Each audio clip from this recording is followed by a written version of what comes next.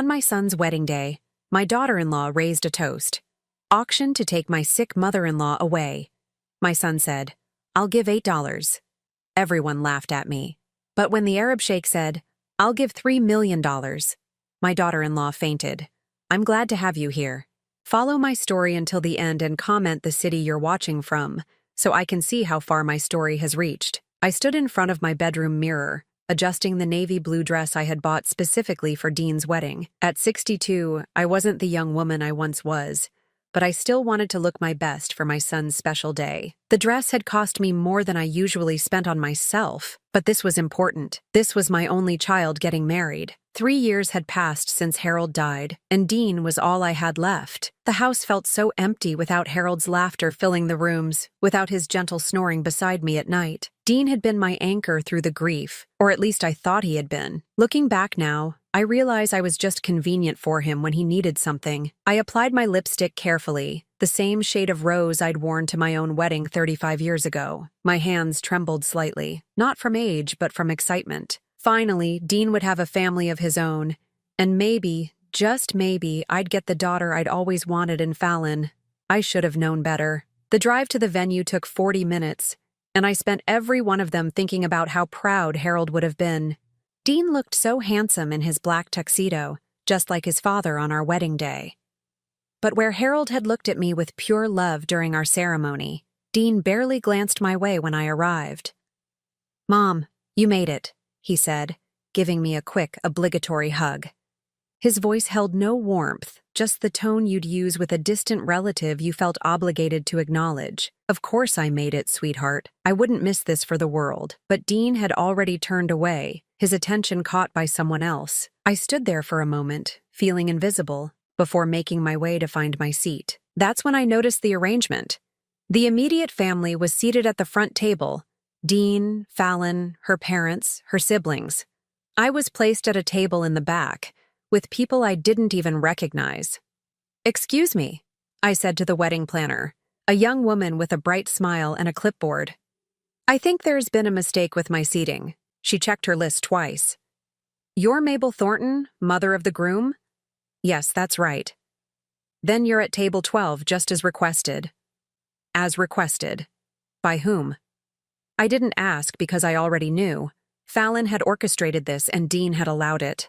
My chest tightened, but I forced a smile and made my way to the back of the room. The ceremony was beautiful. I'll give Fallon that. White roses everywhere, soft lighting, a string quartet playing gentle melodies. But I watched my son pledge his life to this woman, and all I could think about was how she'd already started poisoning him against me. During the kiss, when everyone was clapping and cheering, I caught Fallon's eye. She looked right at me and smirked. That's when I knew this wasn't going to end well. The reception started normally enough. People mingled, the champagne flowed, and everyone seemed to be having a wonderful time. I sat at my table with strangers, making small talk about the weather and the beautiful flowers. One elderly gentleman, impeccably dressed with kind eyes, sat quietly beside me. He'd introduced himself as Kareem, but seemed content to observe rather than participate in the chatter. "You seem a bit out of place too," I whispered to him during a lull in conversation. He smiled softly. "Sometimes the most important moments happen on the sidelines." I didn't understand what he meant then. I do now. The trouble started during the toasts. Fallon's father spoke first, welcoming Dean into their family with genuine warmth. Then it was Dean's turn to speak about his new wife. He gushed about her beauty, her intelligence, how lucky he felt to have found her. Not once did he mention me, or thank me for raising him alone after his father died when he was 16. Then Fallon stood up, champagne glass in hand, her smile too bright, too sharp. "I have a special toast I'd like to make," she announced, her voice carrying across the room. "But first, I need everyone's attention for something fun." The room quieted, all eyes on her. I felt a chill run down my spine. As many of you know, Dean's mother Mabel has been feeling a bit under the weather lately. She paused, letting her words sink in. She's been such a burden. Such a concern for poor Dean. So I thought, why not have a little auction? Who wants to take home a sick mother-in-law? The room erupted in uncomfortable laughter. Some people looked shocked, others amused. I felt my face burning with humiliation, my hands gripping my napkins so tightly my knuckles went white. "Come on, Dean," Fallon continued, her voice dripping with fake sweetness. "What would you bid for your dear mother?" I looked at my son, my only child, the boy I'd sacrificed everything for after his father died. I waited for him to defend me, to put a stop to this cruel joke. Instead, Dean stood up, raised his glass, and with a grin that broke my heart, said, "I'll bid $8. The laughter got louder. $8 for the woman who'd worked 2 jobs to put him through college, who'd sold her wedding ring to pay for his car, who'd given up her own dreams to make sure he had everything he needed. I wanted to run, but my legs felt like lead. I wanted to cry, but the tears wouldn't come. All I could do was sit there and endure the cruelest moment of my life, surrounded by people who thought my pain was entertainment. That's when the man beside me stood up, his voice cutting through the laughter like a knife. $3 million. The words hung in the air like thunder after lightning. The entire room fell silent. Fallon's champagne glass slipped from her hand, shattering on the marble floor. Dean's mouth dropped open, his face going pale as he stared at the man who had just spoken. Kareem stood beside me, his posture straight and dignified, his dark eyes fixed on Fallon with something that looked like contempt. In that moment, he didn't look like just another wedding guest. He looked powerful, commanding, like someone who was used to being obeyed. "I said $3 million, he repeated calmly, his slight accent giving his words an exotic authority. "For the privilege of caring for this remarkable woman." I stared up at him, my heart pounding so hard I thought it might burst. This was the quiet man who had sat beside me all evening, making gentle conversation about the flowers and the music. But now, looking at him in the soft light of the chandeliers, something stirred in my memory, something from long ago. "Kareem?" I whispered, and he turned to look at me with those same dark eyes that had haunted my dreams for 40 years. "Hello, Mabel," he said softly, and suddenly I was 22 again, standing in the hospital corridor where we first met. I was a young nurse then, fresh out of training, working the night shift at Denver General. Harold and I had been engaged for 6 months, the wedding planned for the following spring. Everything in my life was mapped out, safe, predictable. Then Kareem walked into the cardiac unit where I worked, and everything changed. He was a medical resident, brilliant and intense, with dreams of becoming a heart surgeon.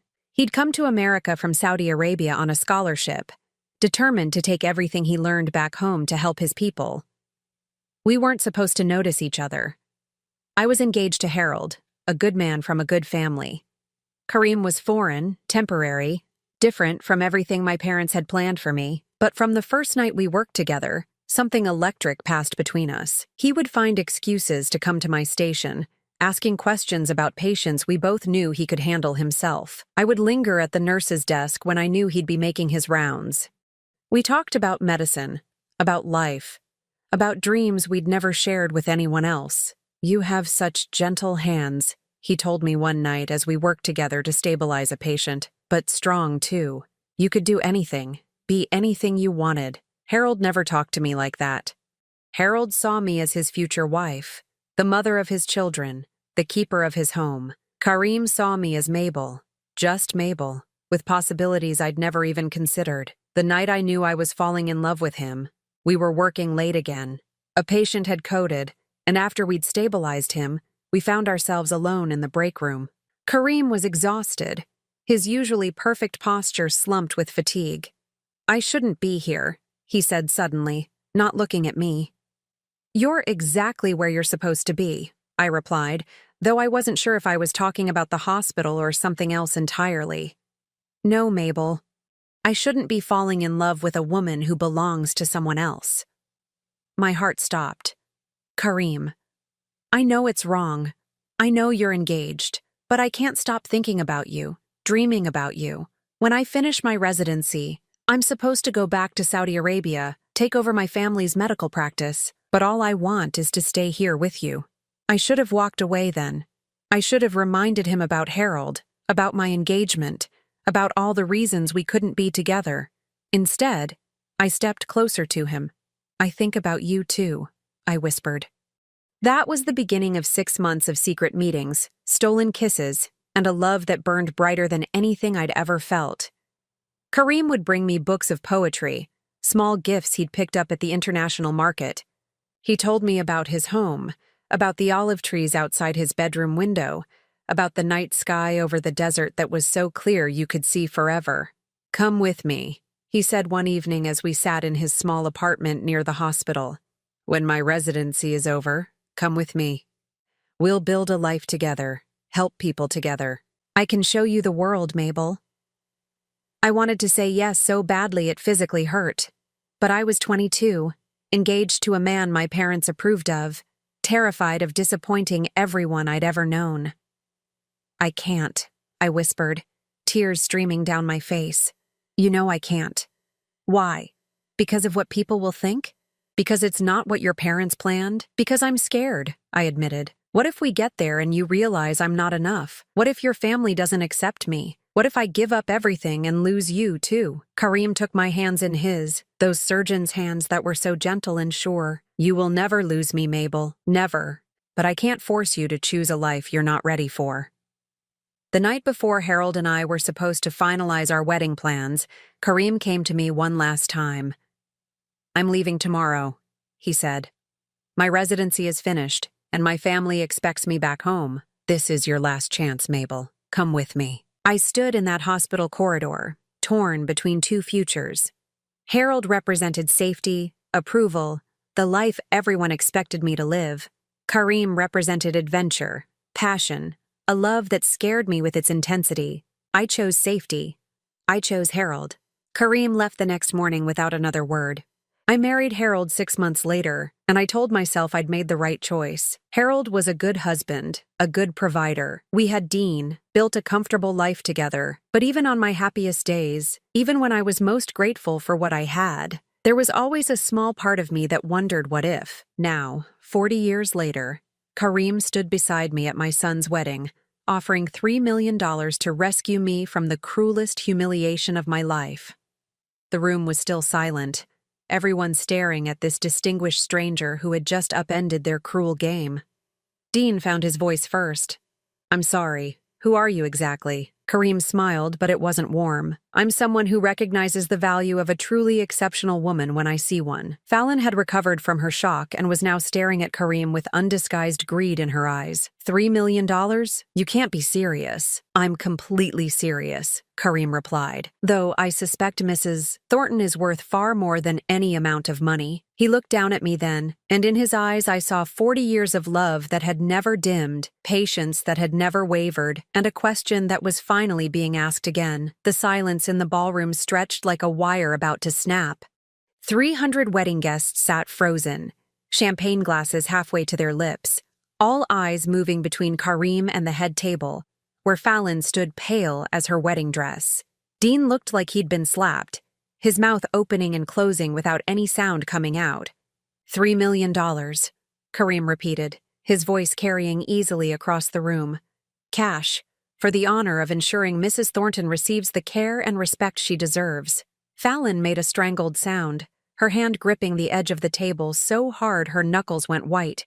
Then, as if someone had cut her strings, she collapsed back into her chair, her eyes rolling back.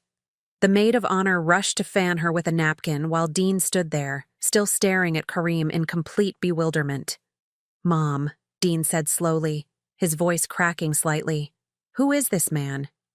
I looked up at Kareem, this ghost from my past who had materialized at my darkest moment like something out of a dream. His hair was silver now instead of the thick black I remembered, and lines marked the corners of his eyes. But he was still the most handsome man I'd ever seen. More than that, he still looked at me the way Harold never had, like I was precious, irreplaceable. "This is Kareem al-Rashid," I said, my voice barely above a whisper. "He's an old friend who carries around $3 million? Dean's voice was getting higher, more panicked. "Mom, what the hell is going on?" Kareem stepped forward slightly, his hand briefly touching my shoulder in a gesture of support that sent warmth through my entire body. "I'm someone who has watched the woman I care about be subjected to cruelty she doesn't deserve. Your little auction was amusing, but I'm afraid I'm not playing." The wedding planner appeared at Dean's elbow, clipboard clutched to her chest, clearly out of her depth. "Sir, perhaps we could discuss this privately." "No," Karim said firmly. "This humiliation was public. My response will be public as well." He turned to address the room, his voice carrying the authority of someone used to commanding attention. "Ladies and gentlemen, you've just witnessed something disgusting. A son treating his mother like a burden. A daughter-in-law encouraging cruelty for entertainment. I want you all to remember this moment." Fallon had recovered enough to sit up straight, though she still looked shaky. But I could see the wheels turning in her head, the way her eyes narrowed as she studied Karim's expensive suit, his confident bearing. She was calculating, trying to figure out how to turn this to her advantage. "Sir," she said, forcing a weak smile, "I think there's been a misunderstanding. This was just a harmless joke between family." "Harmless?" Karim's voice could have cut glass. "You turned this woman into a laughingstock at her own son's wedding. You encouraged people to bid on her like she was a piece of furniture at a garage sale. In what world is that harmless?" Dean was looking around the room now, finally noticing the shocked faces, the whispered conversations, the way some guests were already reaching for their phones. The spell of the cruel entertainment was broken, and reality was setting in. His wedding, which was supposed to be the happiest day of his life, had become a spectacle of family dysfunction. "Look, Mr. Al-Rashid, was it?" Dean stepped forward, trying to take control of the situation. "I appreciate your concern for my mother, but this is a family matter." "Family?" Karim laughed, but there was no humor in it. "A family protects each other. A family doesn't auction off their elderly members for sport. What I saw here tonight wasn't family, it was abuse." The word hit like a physical blow. Several guests gasped, and I saw Fallon's parents exchange horrified looks. They'd been laughing along with everyone else just minutes ago, but now they were beginning to understand what they'd participated in. "Now wait just a minute." Fallon's father stood up, his face red with embarrassment. "We didn't know this was going to happen." "Fallon, what were you thinking?" But Fallon wasn't listening to her father. She was staring at Karim with a different expression now. Not shock or embarrassment, but something calculating and hungry. "Mr. Al-Rashid, you seem like a successful man. Perhaps we could discuss this more privately? I'm sure there's been a misunderstanding." "There's no misunderstanding," I said, finding my voice at last. I stood up slowly, my legs still shaky, but my resolve growing stronger. "You humiliated me in front of all these people because you thought it would be funny, because you thought I was worthless." "Mom, please," Dean started, but I held up my hand. "No, Dean. You don't get to mom please me after what you just did. You bid $8 for your own mother. $8. My voice was getting stronger now, fueled by 40 years of putting other people's needs before my own. "Do you know what I sacrificed for you after your father died? Do you have any idea what I gave up so you could have everything you wanted?" The room was silent again, but this was a different kind of silence. This wasn't the hungry quiet of people waiting for entertainment. This was the uncomfortable hush of people witnessing something real and painful. "I worked 2 jobs so you could go to that private high school," I continued, my voice carrying across the room. "I sold my wedding ring to buy you that car for graduation. I took out a second mortgage on the house to pay for your college because I believed you were worth it. And tonight, in front of all these people, you told me I was worth $8. Dean's face was red now, sweat beading on his forehead. "Mom, it was just a joke. Fallon was just showing everyone who she really is," I said. "And so were you." Karim moved closer to me, his presence steady and reassuring. "Mabel," he said softly, "you don't have to explain yourself to people who don't value you." The way he said my name, with such tenderness and respect, broke something open inside me. Tears started falling then, not the bitter tears of humiliation I'd been holding back, but something else, relief, maybe, or recognition. "How do you two know each other?" Dean demanded, his voice getting more agitated. "And what's this about $3 million? Mom, are you involved with this man?" Before I could answer, Karim reached into his jacket and pulled out a business card, handing it to Dean. "Karim Al-Rashid, CEO of Al-Rashid Medical International. Perhaps you've heard of us?" Dean's face went white as he read the card. Even I could see the recognition dawn in his eyes. Al-Rashid Medical was one of the largest medical equipment companies in the world. I'd seen their name in news articles about billion-dollar hospital contracts. "You're that Al-Rashid," Dean said weakly. "I am. And Mabel and I knew each other many years ago, before she married your father. I've never forgotten her, and I've never stopped caring about her well-being." Fallon was on her feet again, her earlier weakness apparently forgotten. She smoothed down her dress and fixed her hair, putting on what I recognized as her charming face. "Mr. Al-Rashid, how wonderful to meet you. I'm sure if we'd known who you were, you would have treated Mrs. Thornton with respect." Kareem's voice was dangerously quiet. "Because she was connected to someone with money? That tells me everything I need to know about your character." The ballroom erupted in murmurs as guests began putting the pieces together. The mysterious billionaire, the rejected mother, the cruel joke that had backfired spectacularly. I could see people pulling out their phones, and I knew this would be all over social media within the hour. Dean looked around desperately, finally understanding that his wedding had become a disaster. Can everyone just calm down? Let's handle this privately." "No," I said, surprised by the strength in my own voice. "I've handled your disrespect privately for years, Dean. I've made excuses for you, covered for you, pretended your indifference didn't hurt me. But this was too much." I looked around the room at all the faces staring back at me. Some looked ashamed, others curious. A few seemed genuinely sympathetic. But for the first time in my life, I didn't care what any of them thought. "Kareem," I said, turning to face the man who had just defended me when my own son wouldn't. "I think it's time we talked."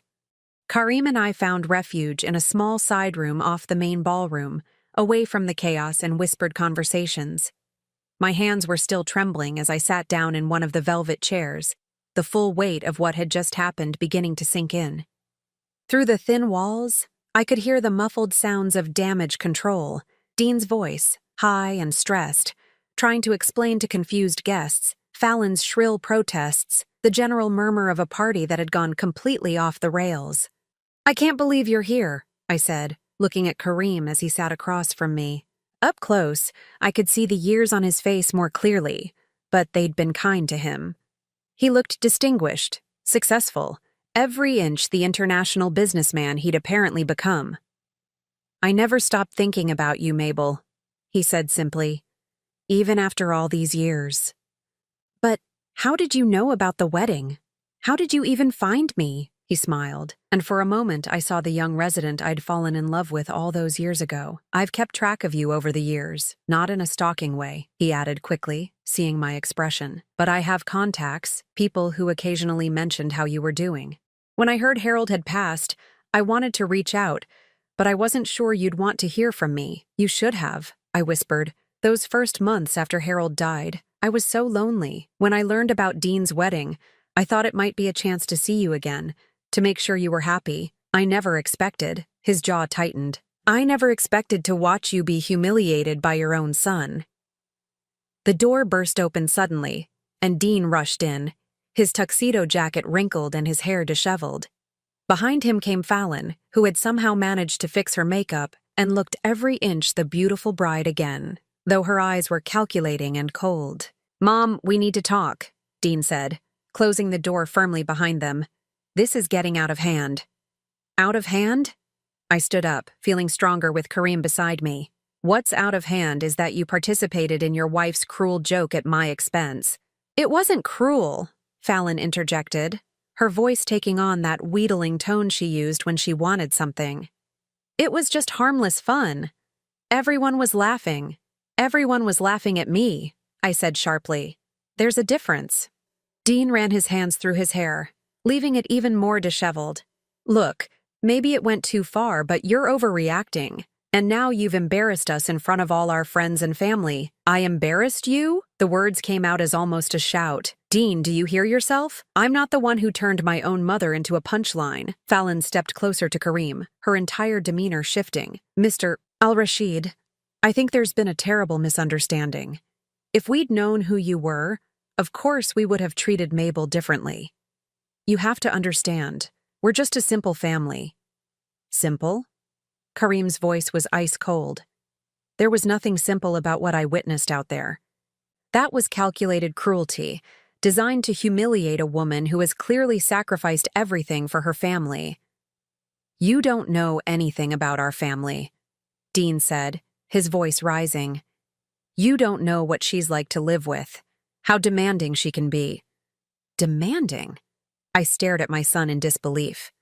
When have I ever been demanding? When I paid for your college?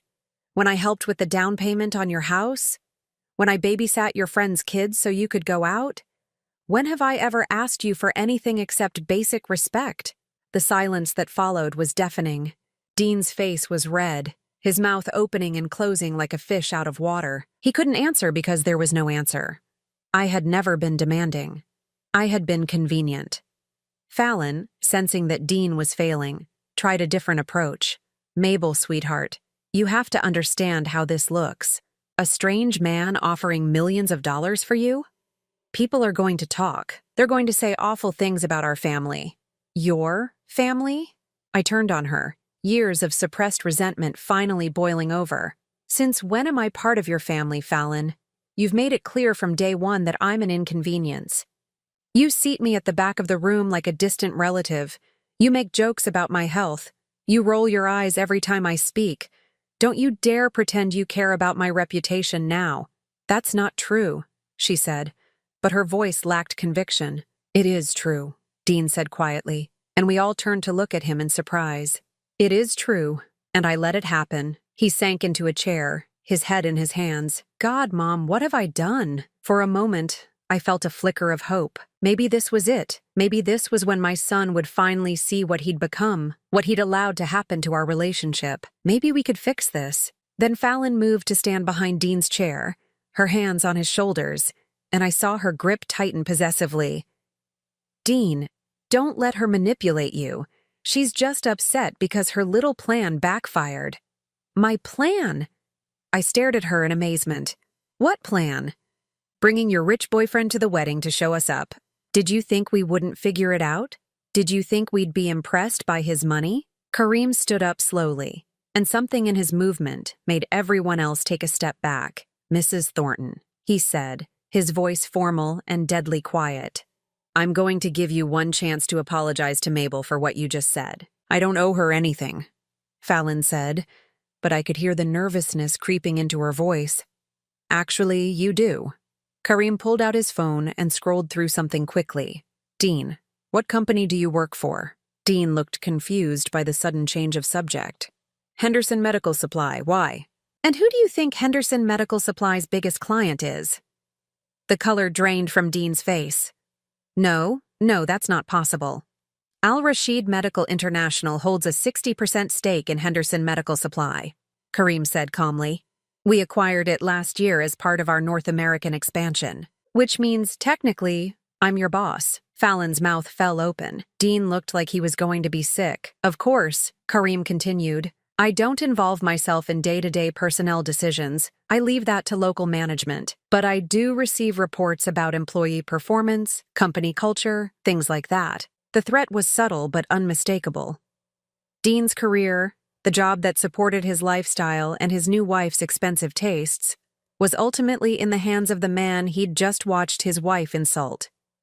"Sir, we didn't know," Dean stammered. "If we'd known who you were, you would have treated your mother with respect because you thought it might benefit you financially," Kareem finished, "not because she deserved it, but because it might have been profitable. Do you understand how that sounds?" Dean's shoulders slumped. "It sounds awful. It is awful." Kareem sat back down, his attention turning to me. "Mabel, I want you to understand something. I didn't come here tonight to cause trouble or to show off my wealth. I came because I hoped to see you again, to maybe have a quiet conversation and catch up on old times. But when I saw what they did to you," his hands clenched into fists, "I couldn't just sit there and watch. You defended me when my own son wouldn't," I said softly, "because you deserve to be defended. You deserve to be cherished and protected and loved. You always did." Fallon was staring at Kareem with naked greed now, her earlier hostility completely forgotten. "Mr. Al-Rashid, Perhaps we got off on the wrong foot. I'd love to get to know you better. Maybe we could have dinner sometime. Just the four of us. No, Karim said simply. No, I have no interest in spending time with people who treat others cruelly for entertainment. And I certainly have no interest in any relationship with you. Fallon's face flushed red. You can't just dismiss me like that. I'm family. You're not my family, Karim said. And frankly, after tonight, I question whether you deserve to be Mabel's family either. The words hung in the air like a challenge. Dean looked up at his mother, and for the first time in years, I saw genuine remorse in his eyes. Mom, he said quietly, I'm sorry. I'm so sorry for what happened out there. I don't know what came over me. I do, I said sadly. You forgot who I was. You forgot what I meant to you. And honestly, Dean, I'm not sure you can remember. Before anyone could respond, there was a knock at the door. The wedding planner's voice came through, urgent and stressed. Mrs. Thornton? The guests are asking questions. Some people are leaving. We need to know what to tell them. I looked around the room, at my son, who had betrayed me for a laugh, at my daughter-in-law, who had orchestrated my humiliation, at Karim, who had appeared like an answer to a prayer I hadn't even known I was praying. Tell them, I said clearly, that the mother of the groom has left the building. We left the wedding venue in Karim's Mercedes, the silence between us heavy but not uncomfortable. As the lights of the ballroom faded behind us, I felt something I hadn't experienced in years: relief. For the first time in decades, I wasn't worried about what someone else needed from me, wasn't calculating how to make someone else happy at my own expense.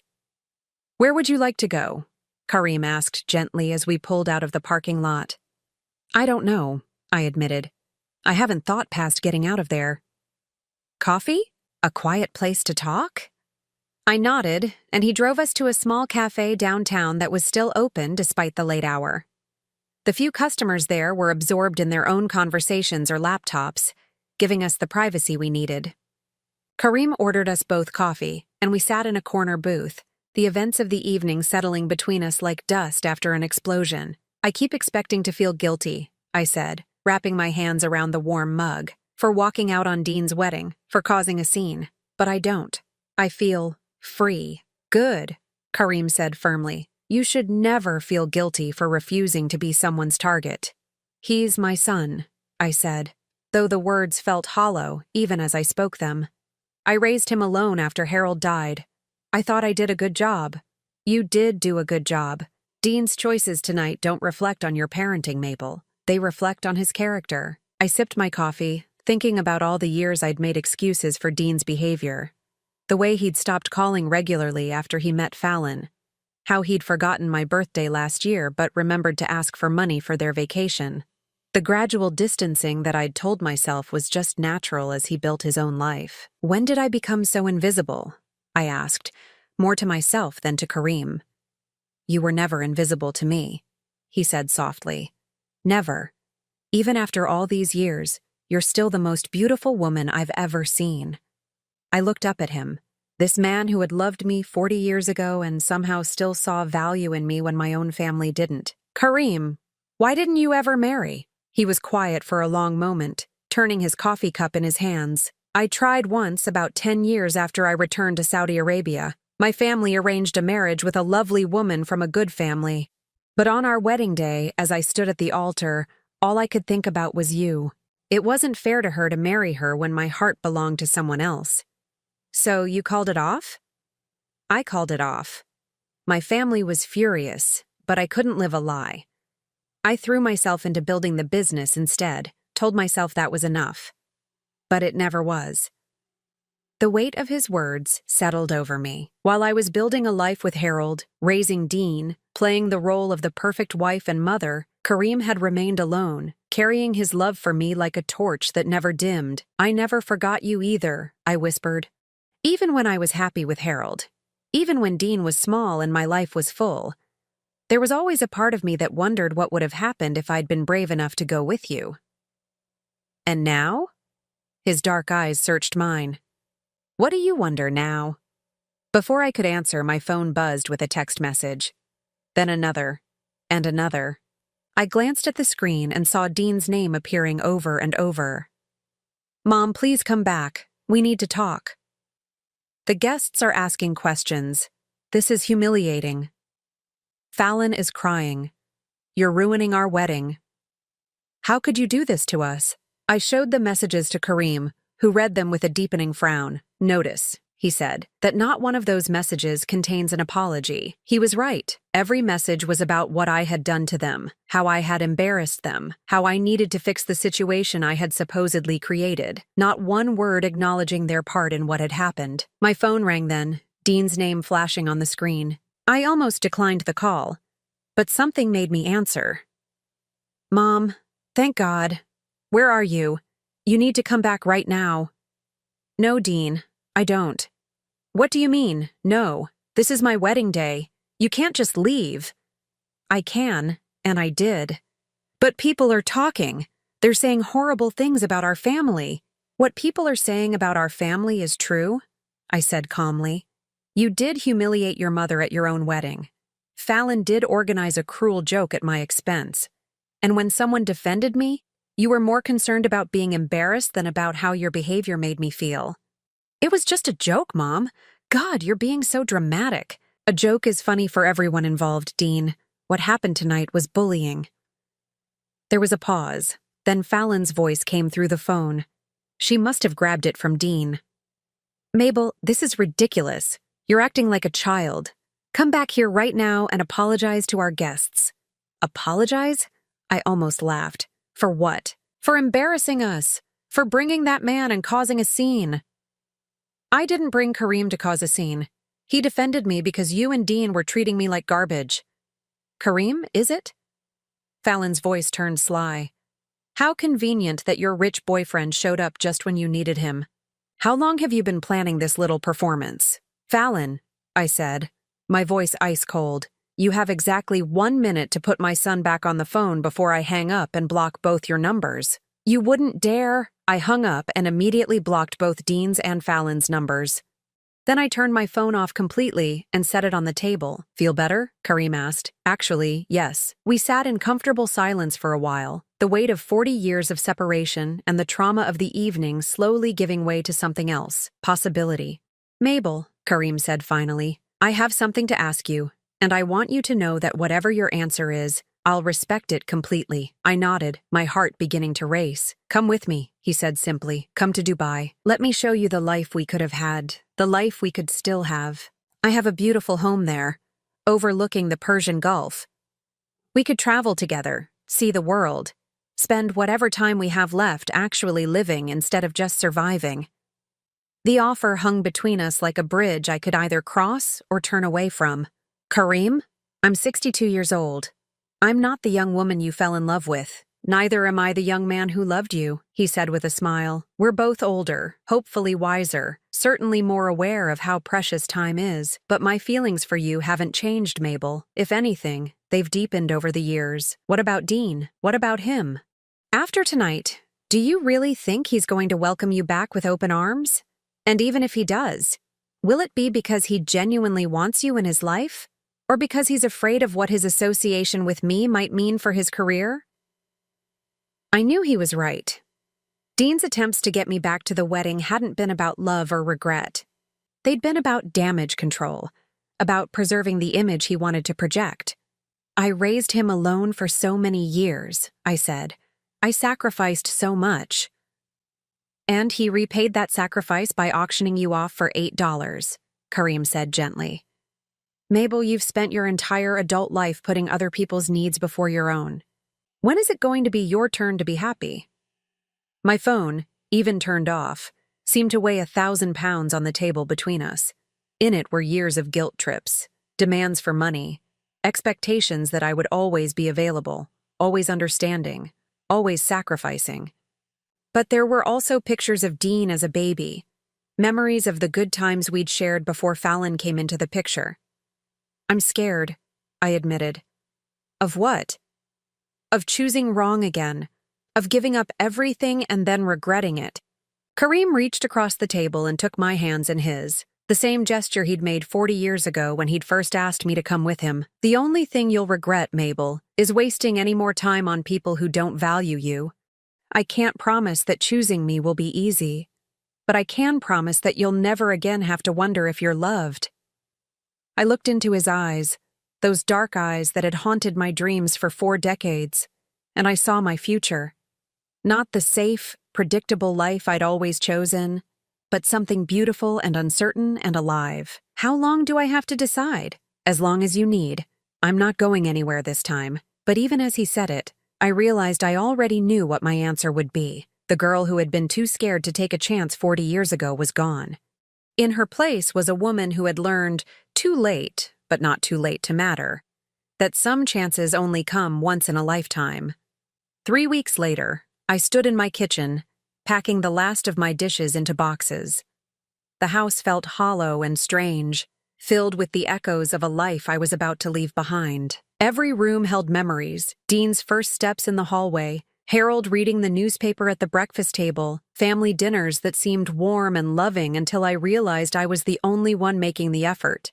Kareem had returned to Dubai to make arrangements, but not before spending every day with me, helping me sort through 40 years of accumulated possessions and even more accumulated regrets.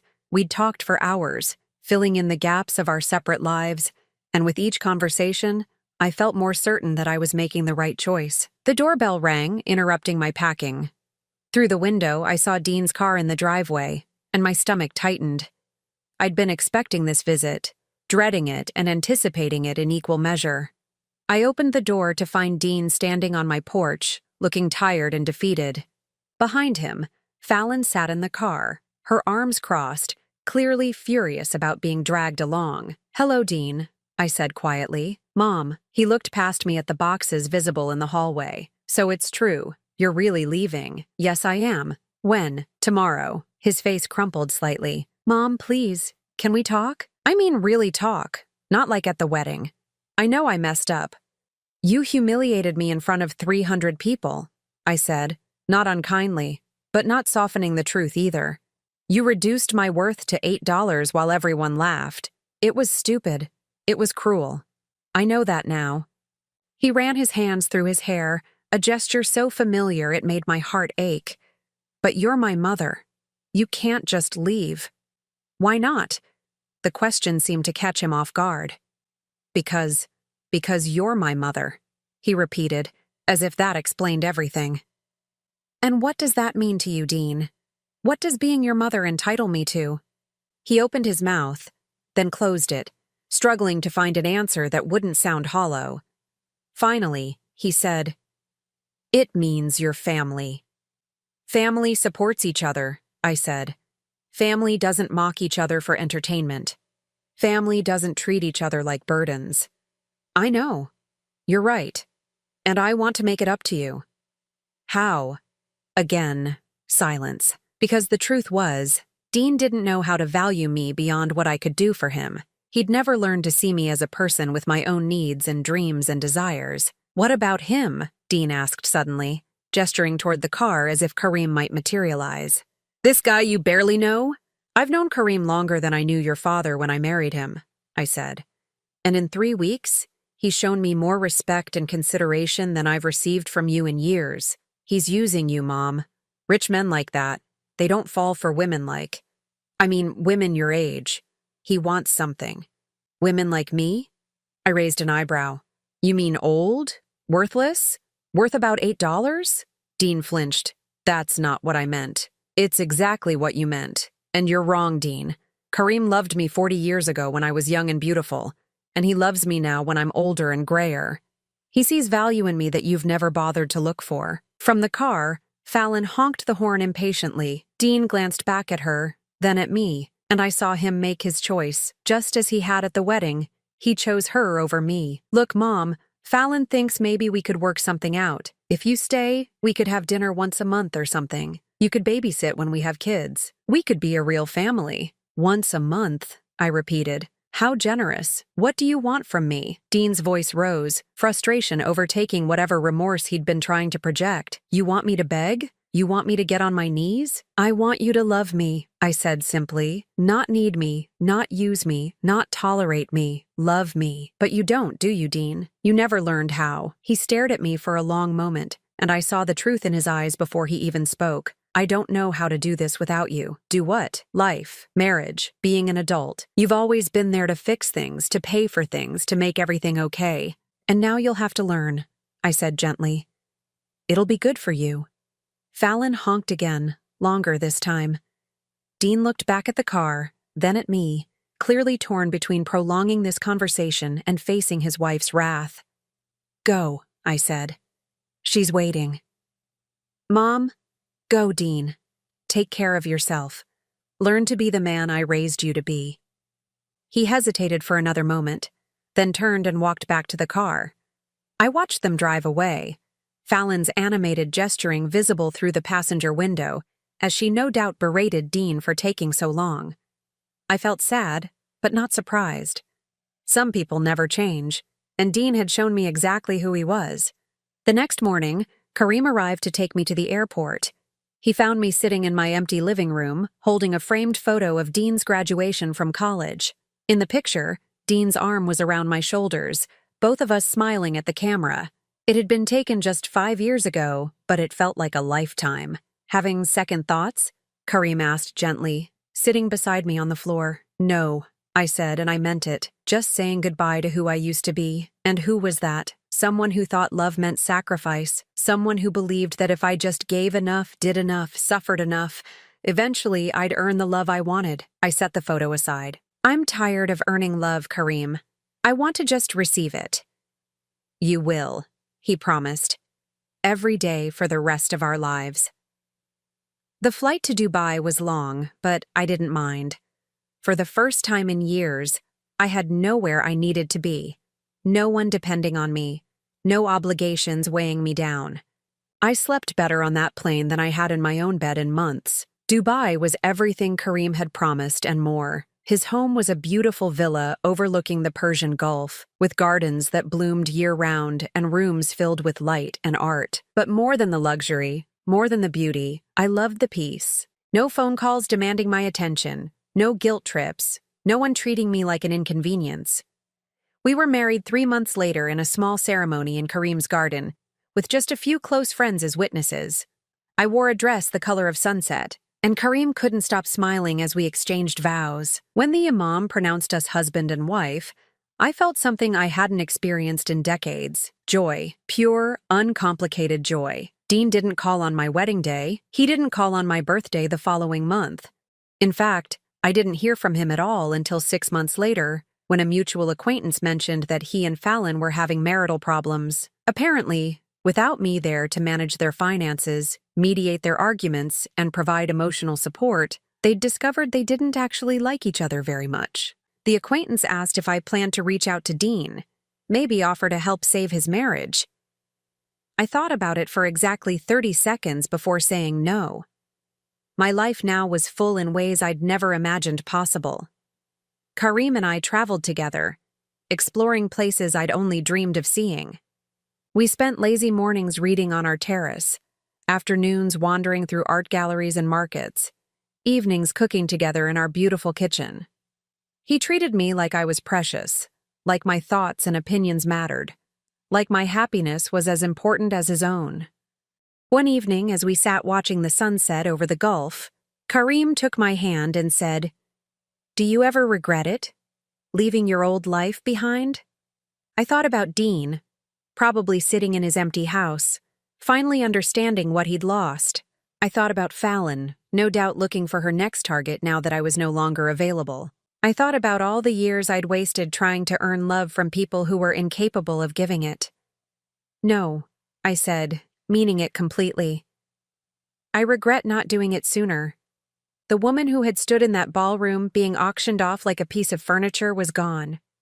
In her place was someone stronger, someone who knew her worth, someone who had finally learned the difference between being needed and being loved. I was 62 years old when I finally started living my real life. Some people might say that's too late, that I'd wasted too many years, but I know better now. It's never too late to choose yourself. It's never too late to walk away from people who don't value you. And it's never too late for love, real love, The kind that sees you and cherishes you, and never makes you feel like you have to earn your place in someone's heart. Dean learned that lesson the hard way when he realized too late that he'd traded his mother's unconditional love for a wife who only loved what he could provide. But by then, I was already gone, living the life I'd always been meant to live, with the man who'd waited 40 years for his second chance. Sometimes the best revenge isn't getting even. Sometimes it's getting happy.